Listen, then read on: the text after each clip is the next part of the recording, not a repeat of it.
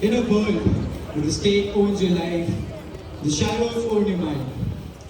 We must decide if the light is worth more than the blood is written in.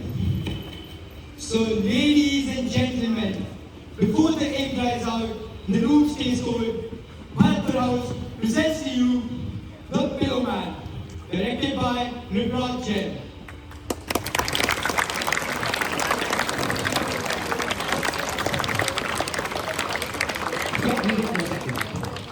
I said, stop breathing for a second and listen to the person sitting right next to you. Do you hear that? That's the sound of a story terrified that it might never be told. Oh, hello. I don't mind the fabric. It's not for your protection, it's for mine. It keeps the stories from leaking out before they're ready. People say storytellers are creators. They're wrong. We're just grave diggers who happen to find a pen. Oh, I love stories. Not because they're kind, but because they're the only immortality we're allowed in this rotting world. And tonight, I'm gonna make you all live forever. My head is full of souls scratching the walls of my skull, screaming for that turn. There is a boy who learns that the rivers collect trophies. There are children who are offered fruits which taste like metal. There is a girl who learned that to be holy, you must first be broken. But tonight I've brought to you my favorite, my masterpiece. It's called The Pillowman. A soft name, isn't it? But don't let that fool you. It's a story about what happens when the echoes of a writer's mind leak into the real world. I did not choose this story, it chose me. It demanded to be told. And by the time I put this sack back on my head, you will know why I said this. The man you're about to witness, he isn't me. But he's a vessel for my words. And now, I'm going to let him tell you the truth. So I want you to watch, not just look, watch. Because the scratchers are hungry and they've already tasted your silence. And the story has already begun.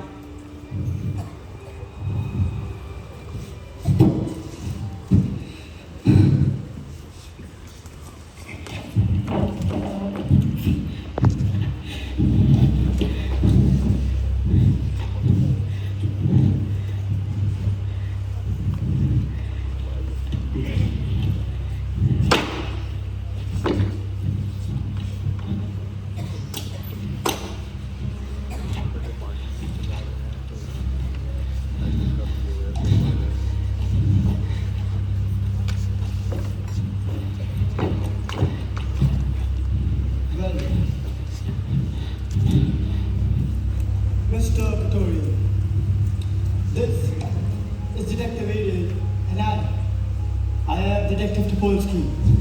Who let the dog in? The man. Why didn't you take it off? It just looks stupid. Well, I thought I didn't know I was supposed to.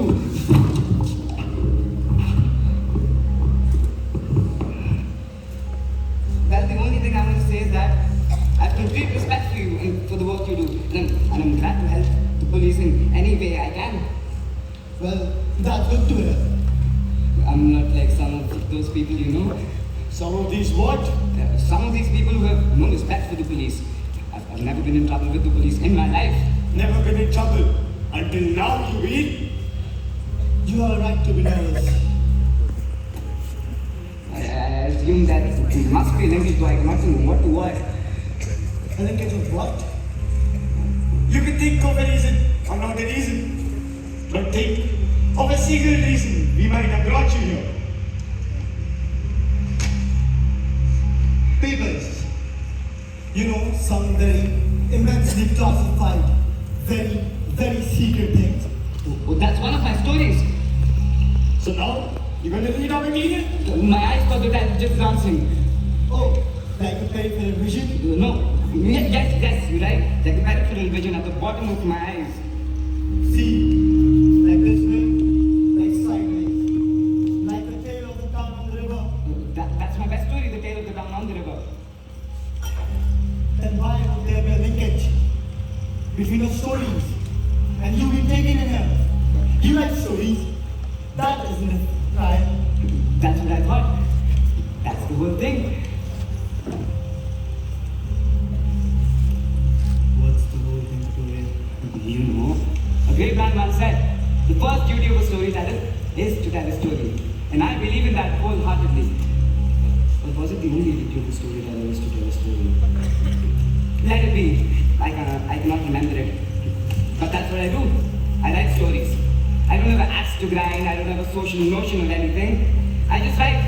And that's why I cannot think of a reason why you might have brought me in here, unless something political came in, or something that seemed to be political came in by accident. In which case, show me where it is.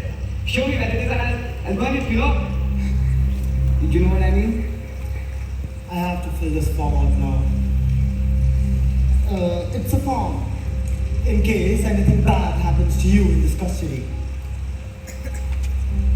I think we got something wrong. It's your name. Your name, it's Katurian, yes? Yes, my parents were funny people. For funny, I assume absolute idiots. Here we are. The little apple man. There is a girl. And a father. He treats her badly. He slaps around. It's a tragedy, but it's a pretty good story though. I never said it isn't very good. I'm just saying, it's about a child being mutilated. It isn't about that. It's about a father treating his child badly, yes. But then the little apple man comes to the rescue. But because they're made of razor blades, she swallows them and dies. It's a dark tale, yes, but it's just a story. He writes stories about children getting mutilated. That's his work. I just write stories. I don't have a political axe to grind. I don't have themes. You don't have themes? You wrote somewhat 400 stories, and according to our count, at least 100 of them had children been murdered or mutilated. If there are children in them, it's incidental. It's accidental. It's what comes to me, you know. A writer doesn't choose his stories. The stories choose him. Oh, is that right? So the stories choose you to write about the tale of the turn of the river. Oh, and that's the best story, you say? Yes, it's the one I'm most proud of. So tell us. What? You said you are a storyteller. So tell us the tale of the town and the river.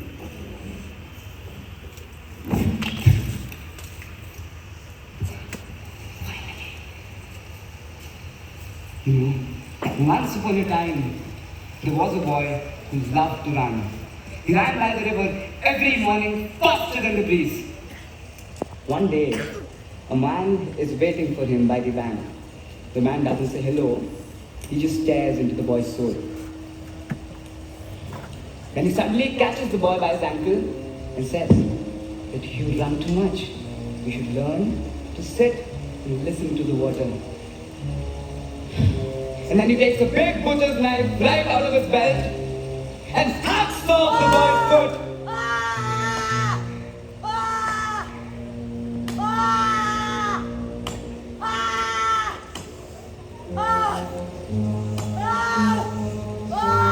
Then he picks the foot up and throws it into the river and watches it as it walks away like a faint block. The boy can never run again. He spends the rest of his life by the bank, waiting for his foot to come back to him. But the river only flows one way. The river only flows one way. That's very evocative, Katurian. Now tell me, when you wrote that, did you feel the knife? Or did you just feel the river? I don't feel anything when I write. I just see images. He doesn't feel anything when he writes. That's the problem. He thinks because it's on paper, it's art. He thinks because it's on paper, it isn't real.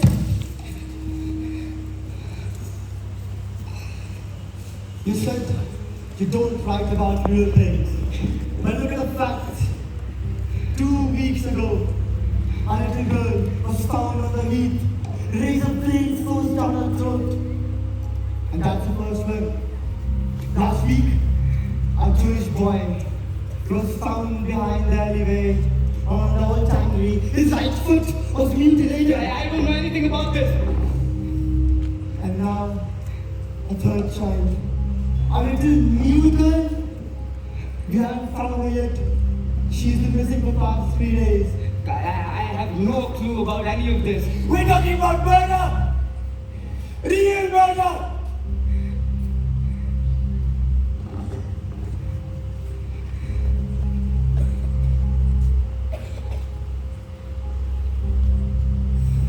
And now, that's a call. We have got your brother, Michael, in the other room. Michael? What has Michael got to do with this? He's slow. He's just a child in his head. Your brother's been very cooperative, Katurian. He told us all about how you killed them together. He told us about the little Jesus story. He doesn't know anything about that story. I have not completed that story. He confessed. He said you killed them together. You're lying, or you've pressured it out of me. Detective, I want to see my brother. I have rights. You have no rights either. You're just the guest of the state, and we decide when you leave. He's right. But we are fair. But tell me, Katurian, do you want to see the inspiration for your next masterpiece? Or are you too afraid of your own imagination? Open the box. Show me what you have. Open the box. Show me what you've got.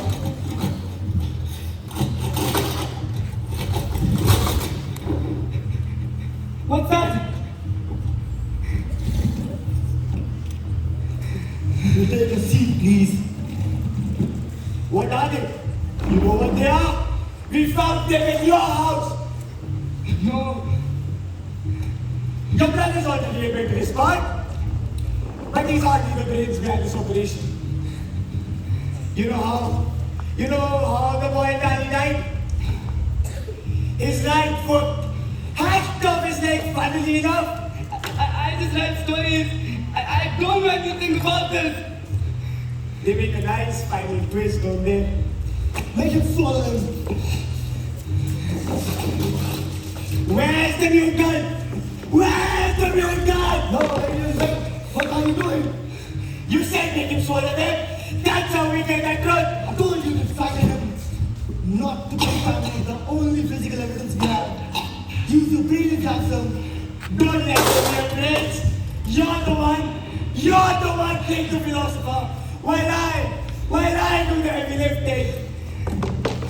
You are the one making mess out of my crime scene. So,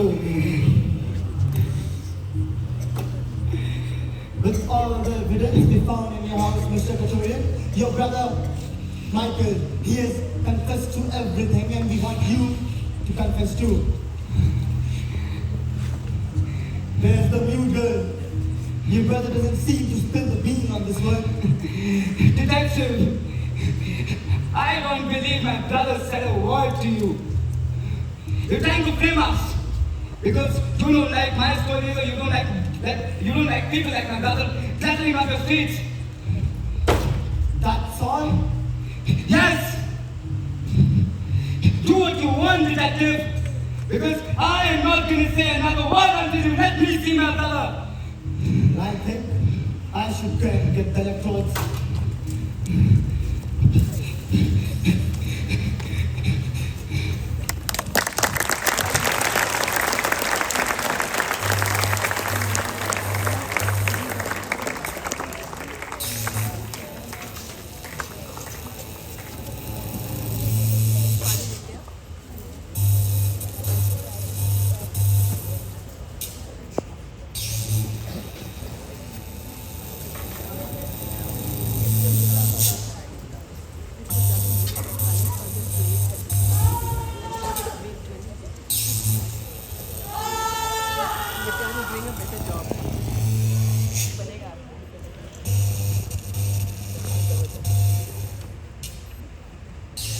Once upon a time, a long, long way away, there was little green pig. Or was it a long, long, long way away? I'm bored, Katurian. I wish they'd hurry up. Oh, be quiet, Katurian. Making me forget the stories with all your shouting. And what did the little green pig do next? He said to the man, he said, hello man. I can't do stories like you do stories anyways, Katurian. I wish they'd hurry up and stop hurting you. I'm hungry. It's boring in here.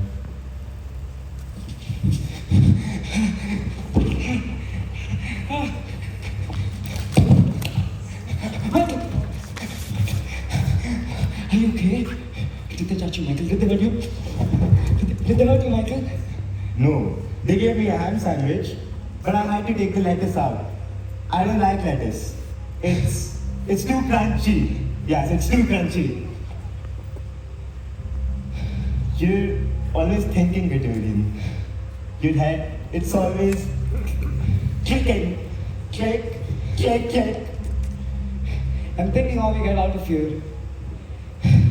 Listen to me. No matter what they say, what they tell you, you just tell them it's a story. A man comes into your room and says, your mother's dead. Do we know she's dead? No. All we know is that a man said it. First rule of storytelling, Michael. Don't believe the papers. I know my mother's dead, Katurian. I saw her face when you took the pillow off. It was blue, like a blueberry. You don't, Michael. I did that for you. For 7 years, they fed me chocolates and pens. And they fed you? Fed you fear. I had to do it. They said it was for your stories, to make them vivid. Was I a vivid cat? Was I a good experiment? You want an experiment? You're my brother. You know, I'm an 92 now. I finished your stories. I went into your room while you were at work, and I saw that story about the little girl, about little Jesus girl. And I thought, that'd be hard, to be Jesus, to have the crown and the cross. Don't joke, Michael. I've not finished that story. It's a sad one. I met a girl by the church. She was wearing sandals just like in this story.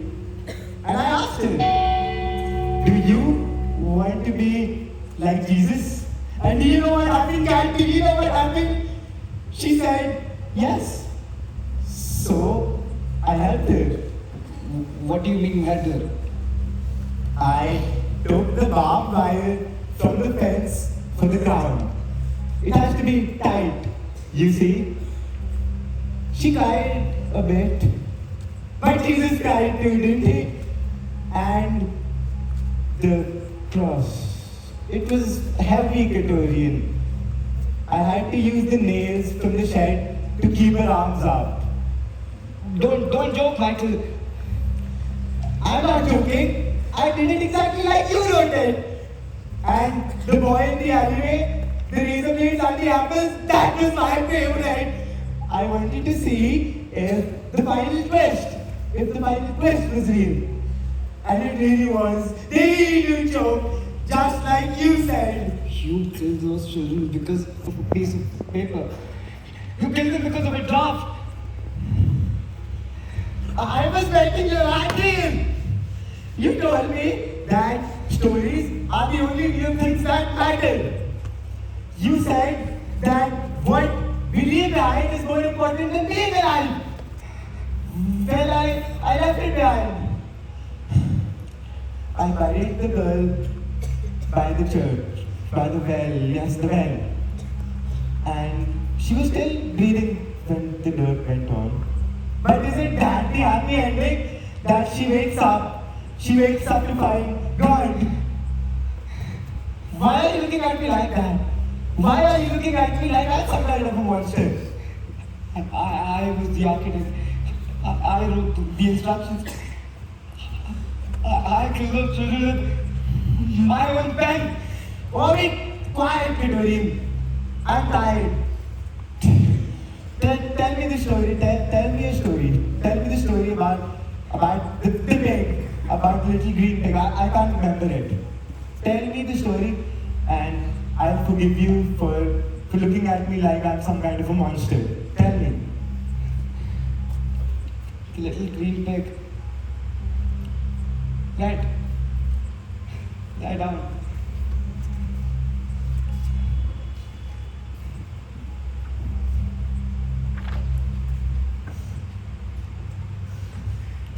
Does he stay green? No. He meets the Pillowman. Once upon a time, there was a man made entirely of pillows. He was 9 feet tall, soft and round. The children were never afraid of him.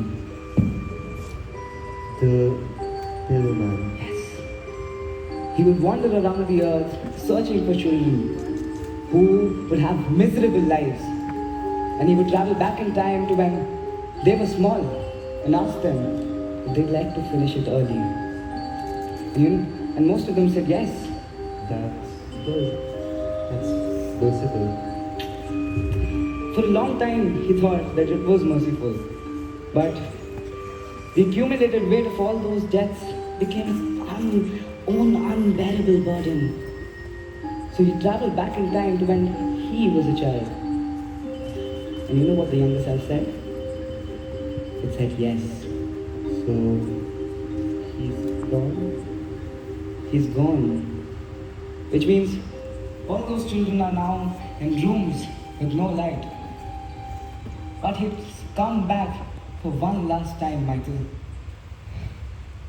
Just for you. He's going to make sure that no one ever hurts you again.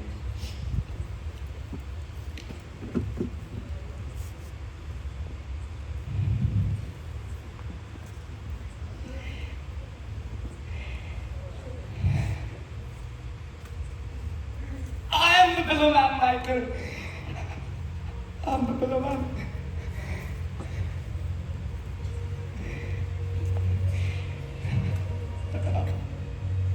I'm so sorry.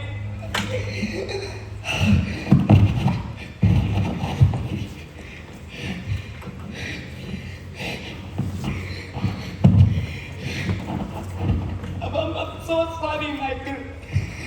I'm sorry.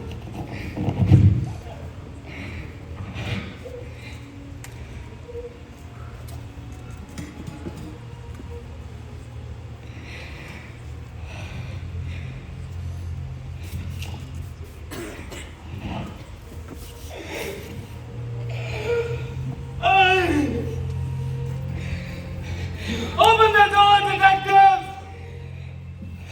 I've signed it! All the murders! I committed them all! Just let my stories live.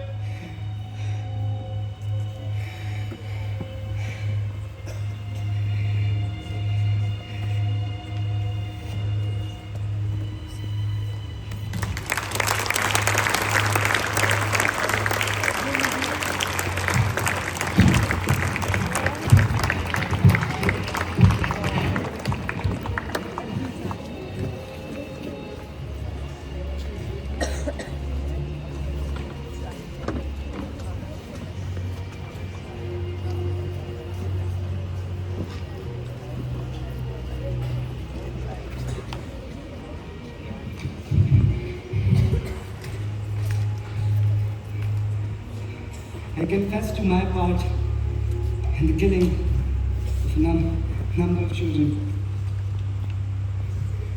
My most recent killing being that of my brother.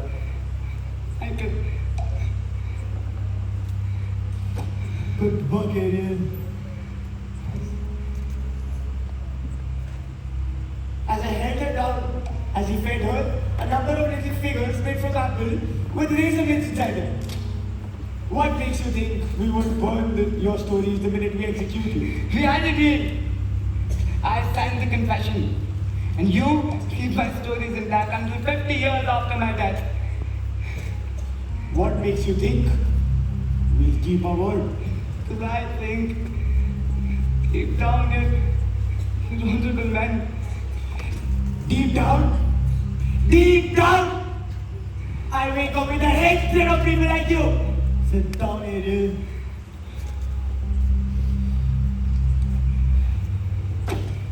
Just out of my personal curiosity, Mr. Katurian, why? Why what? Why would you confess for the killing of the children? You only killed your brother. You didn't even know if they were dead until we showed you the evidence. Because if I don't, my brother's memory will be nothing but that of a butcher's tally. Because if I don't sign it, will burn my stories. Detective, my life is worth nothing. Those stories are everything I ever was. You killed your parents too, and you put that in your confession. Why? I told you why. Because I heard for 7 years them torturing my brother in the next room just to see if it would make me a better writer. I didn't blame them, I executed them. Just stop. Let's get back to the facts. You said you and your brother Michael acted out the little Jesus story on the little mute girl. Yes. Was she still alive when you buried her, or was she dead? I assume she was dead. She's got to be by now. You assume? Ariel, get back to the search team. I want to know what exactly are we digging up to. Right away.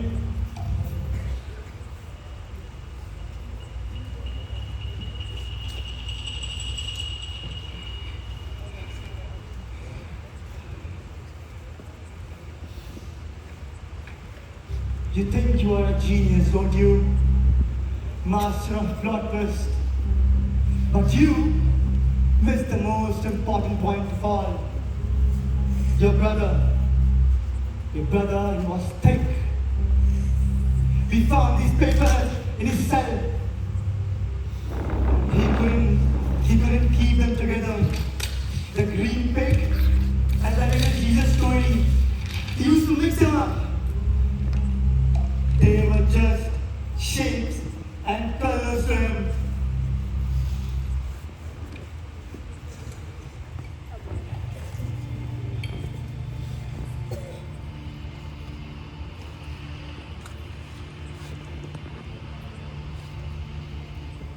Come inside.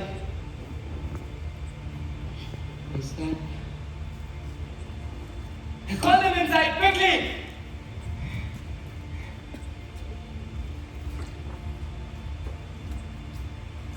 No.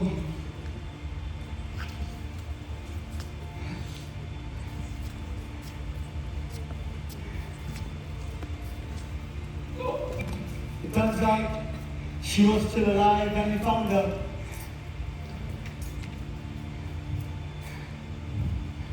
Michael didn't crucify Katurian. He couldn't remember how the stories went. He just wanted to see a little green pig. So he put her in a box filled with devils and painted her green. And told her to wait for the Pillowman. No. No! I killed my brother because I thought he was a monster. I held it over his face to save him from a crime he didn't even commit. He was just playing inside my stories because my stories were the only beautiful thing he ever had. It was all a mistake. And then arrogance is dead. I am the only monster. I am the only murderer.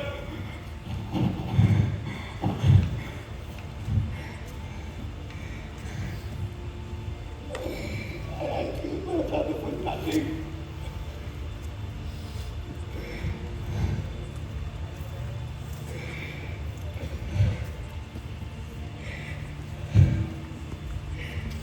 We still have the paper signed. The state doesn't care about the mixed up story. We have a concussion.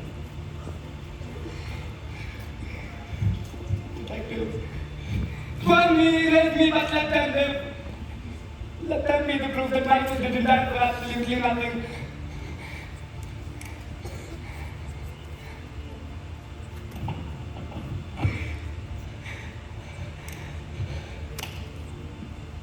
Please.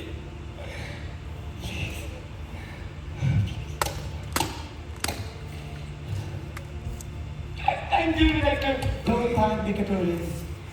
I just wanted to see if they are as good as the green pick. Stand up, Katurian.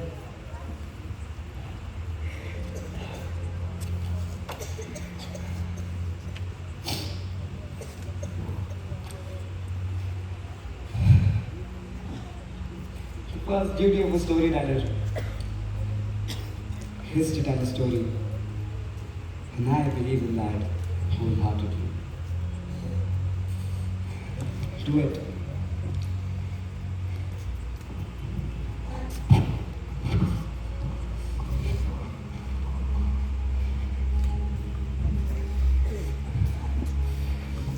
Goodbye, Katurian.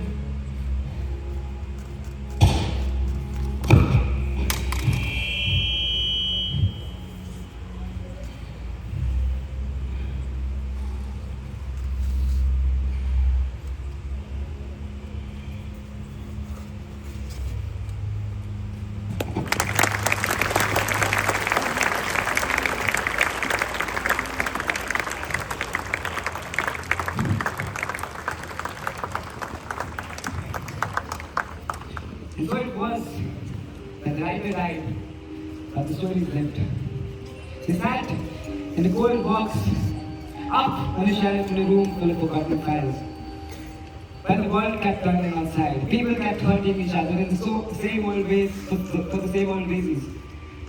But somewhere in the sealed envelope, the little green pig was still alive, running across the plains, safe, untouched, and happy. It's funny, isn't it, that we spent the night looking for a monster, but all we found was a man who loved the shadow more than himself. A story doesn't have to be true to be real. It just has to be told. Well, it's in your head now. The scratches have moved house. Sleep well, if they let you. Thank you.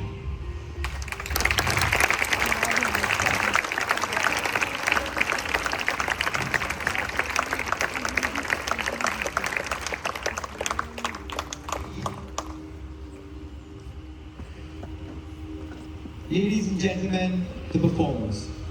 Topolsky Bahab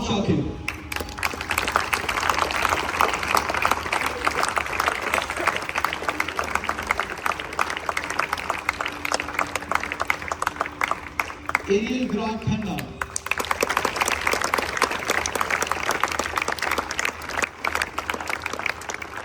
Michael Shailendra Gupta.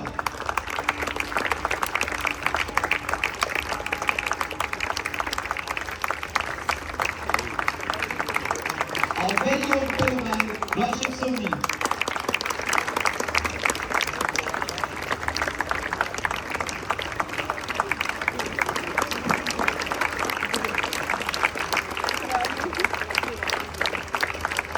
The supporting cast, Vishal Bagaria, Ravi Jain, Krishna Gupta, Aksha Agarwal, Sumit Agarwal, Anand Rao, Ariman Bansal, Rayan Agarwal, Aditya Tiwari, Navya Rukhani, Ajam Rotra.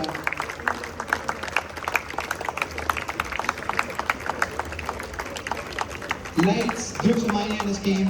The sound, Olive and his team.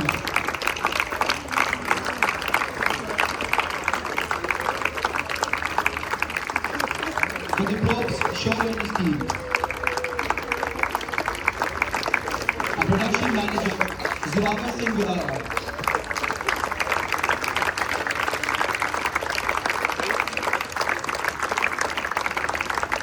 And our value storyteller, director, NriprajJain.